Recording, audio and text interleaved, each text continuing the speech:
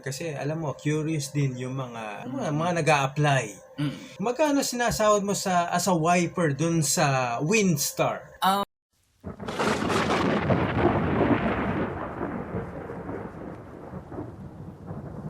Guys, magandang araw po sa inyo lahat. Si Rinell Banda to ng Buhay sa cruise ship. Meron po tayong special guest today. Ito po, hindi ko po na-feature ito dahil mostly ang na-feature natin yung mga taga-hotel department.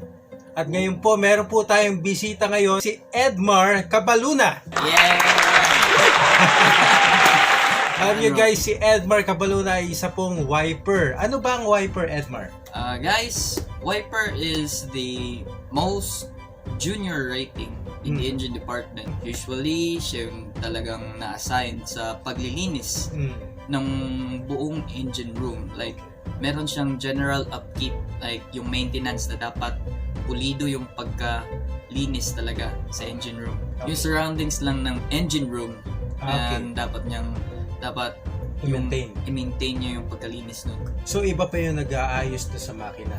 Yes, iba yung nag-aayos ng makina. Tapos, kaming mga wiper, naghihintay lang talaga kami kung anong mga utos ng chief mechanic, or it depends kung sino yung supervisor nila. Diba ang wiper, sabi mo, yun yung pinaka-simula, entry level. Yes. Diba?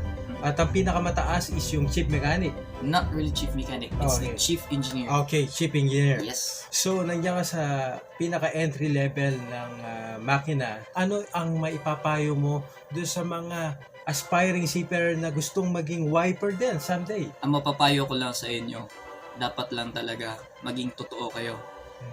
Hindi na bali na mataas yung grades nyo, na mayaman ka man o mahirap. Diskarte lang talaga sa trabaho. Dapat may pagmamahal ka sa trabaho mo. Kasi kung wala kang pagmamahal, by every minute, mapapagod ka talaga. Okay. So dapat focus ka lang sa trabaho, huwag kang paanga-anga.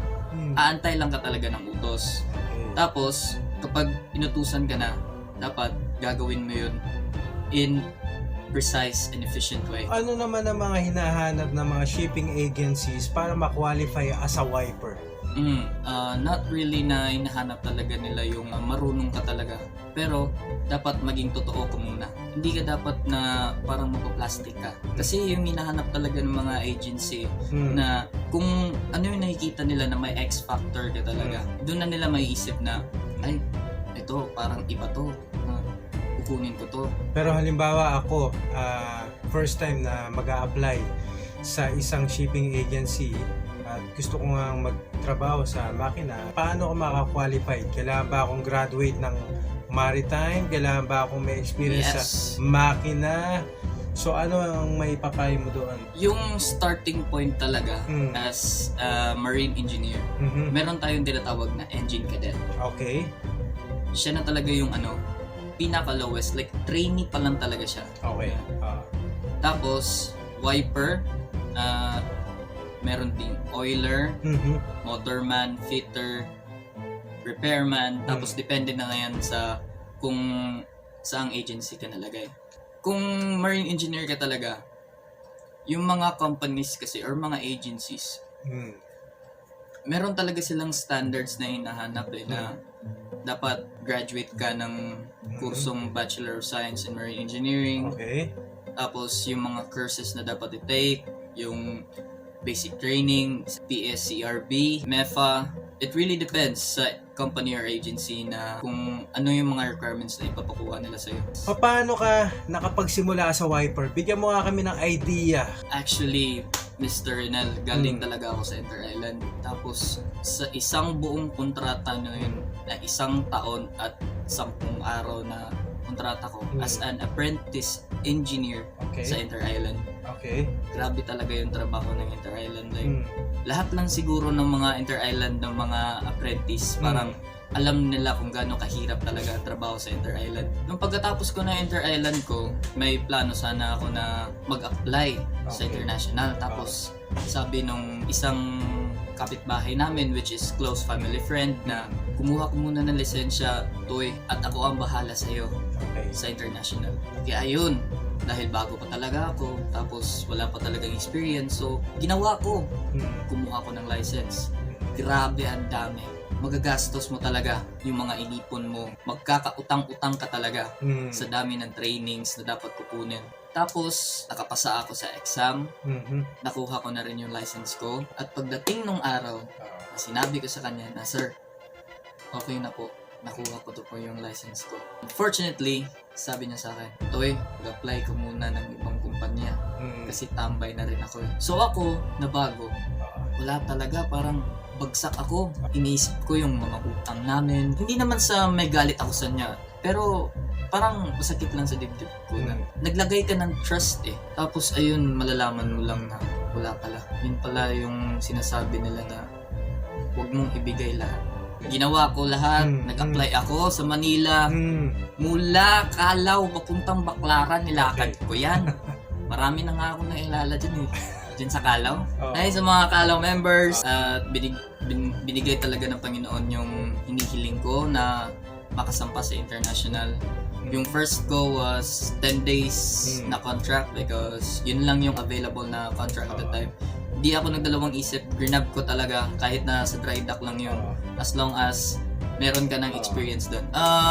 Cruise ship pa rin siya. Cruise ship siya, okay. Yes, that was, pwede ba sabihin yung sige, ship? pwede. Anong pangalan? Yung Windstar. Windstar, okay. Yes, Windstar na company. Hello, taga Windstar dyan. Yeah, Windstar. Baka kilala niyo si Edmar.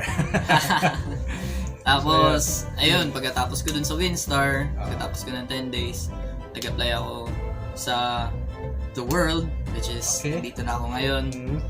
So, marami talagang challenges na dadating sa buhay mo. Kasi alam mo, curious din yung mga nag-a-apply. Magkano sinasahod mo as a wiper dun sa Windstar? As far as I can remember, guys, I think that was 1-2 per month. At least may idea na kayo, guys. Guys, basta sa lahat ng mga challenges na dumating sa buhay natin, wag lang tayong mag-stop.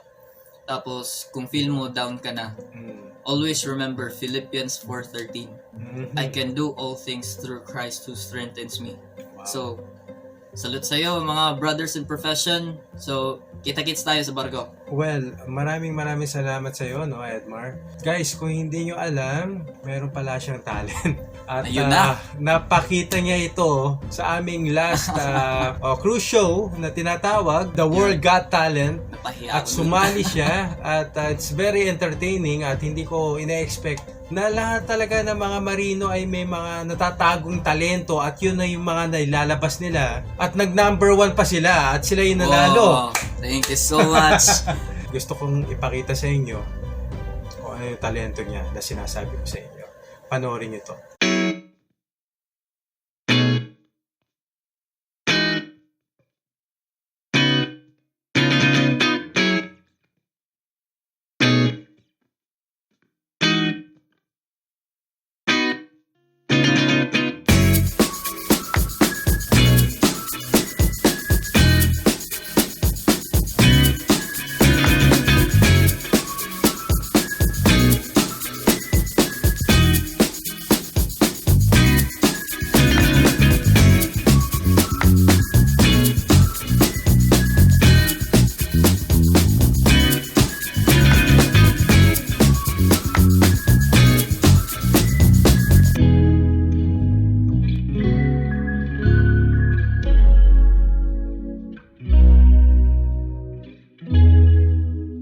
So Edmar, grabe yung mga talento pinakita mo yung pagsasayaw mo, ha? Parang ano lang yun, parang so-called dancer. Pagka bata ko kasi, may nakita ako mga taong sasayaw. Tapos nung na-realize ko na, maganda pala. Try ko nga to. Nakatry rin ako na na may magda-down sa'yo. Pero wag mong alalahanin yun. Kung gusto mo talagang gawin yung passion mo, gawin mo. Walang makaka-stop sa'yo. Maraming pong salamat sa panunood ng Buhay sa Cruise Ship. More bars, more dollars, more responsibility. So, laban lang, kabaro. Maraming salamat po ulit at magkita-kita po ulit tayo sa susunod na episode ng Buhay sa Cruise Ship.